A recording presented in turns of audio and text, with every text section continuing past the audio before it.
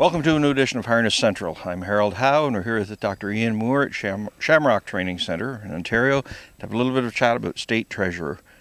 I think he's the most unappreciated horse in the game. He's just like death and taxes. He's always there.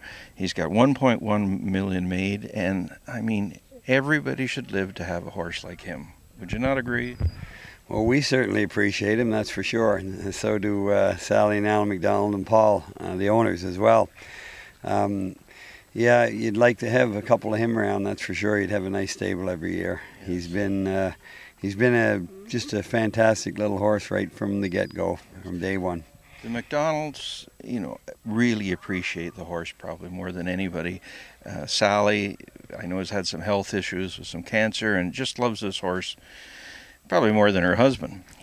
And he just is so rewarding as a horse.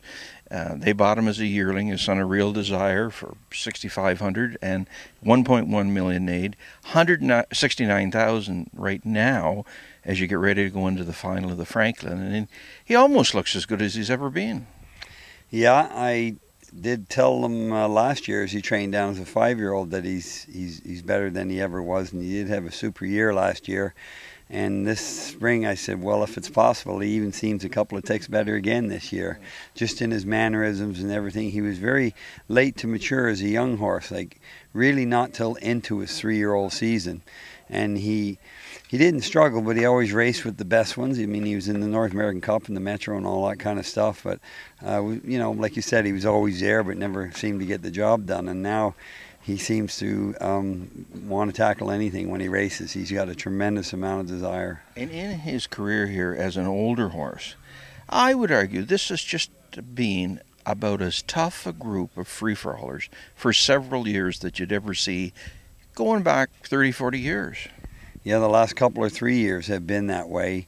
And in fact, there's even a good number of them. Like there's often 2 races going on around the same time for age horses, and both fields are stellar.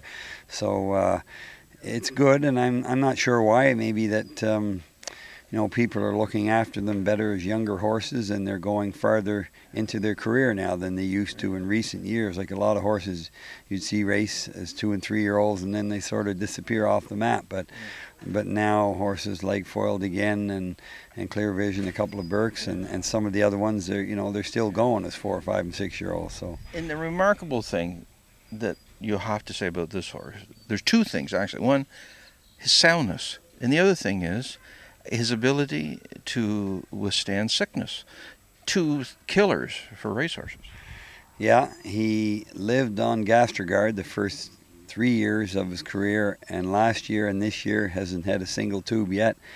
Eats everything. He's really handled the trucking very, very well. That's why we brought him home this week rather than leave him there. And as a younger horse, when we trucked him, it'd knock him off his feed for a day or 2, and when he came back after race, the same thing. And now he's in the best shape he's ever been in body-wise, and we give him a box stall, and he often has his own truck. He trucks for Doyle Transport all the time, everywhere he goes, and he gets off the truck fresh as a daisy. And so he came home on Sunday after Saturday's race, got here at 4:30, and he was eating supper with the rest of them at 5 o'clock. So that's fantastic to see that, and we can obviously look after him hopefully a little bit better here. We can turn him out and all that sort of thing, and that's why he came home this week. And I guess the other thing I comment on is his durability. I just took a quick check just to see Real Desire. He raced 40 times in his life. In 2 more starts, State Treasurer, his son, will have raced 80 times in his life. And as we say, at this level, it's quite amazing, really.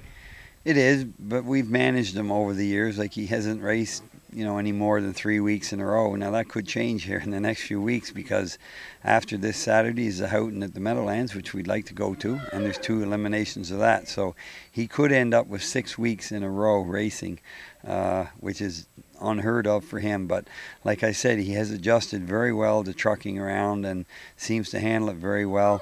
And I might add, like, Chris drives him fantastically in Ontario here. He gets along really, really well with him.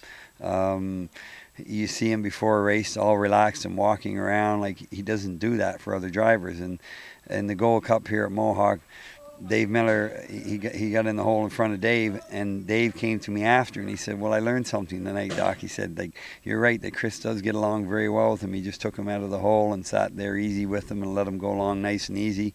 So I think Dave did a little bit of that last week when he took him back from the 9 hole, and he told me he kept the bit in his mouth till halfway down the stretch and then asked him, and away he went. So we're, you know, every time out he gives us 110%, no matter where he draws or what race he's in.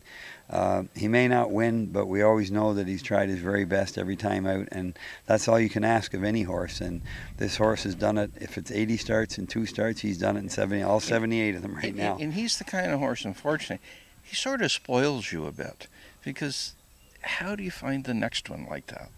Yeah.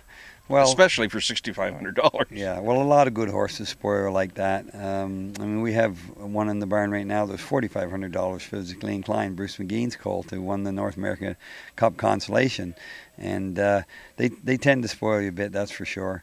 And you always expect big things of them, and when you don't necessarily get the win or what you're looking for, you're perhaps a little bit disappointed, but you really know deep down that he's given you all he has. So we love him to death, and we know him all of us know him all very well in here now, and so do our drivers for sure. And you know, hopefully he can keep going for another 80 starts over the next few years. I don't know, we'll see what happens. Absolutely. Well, congratulations. He's a terrific horse, and all of you, well, everybody deserves to have one like that. So good luck in the days ahead.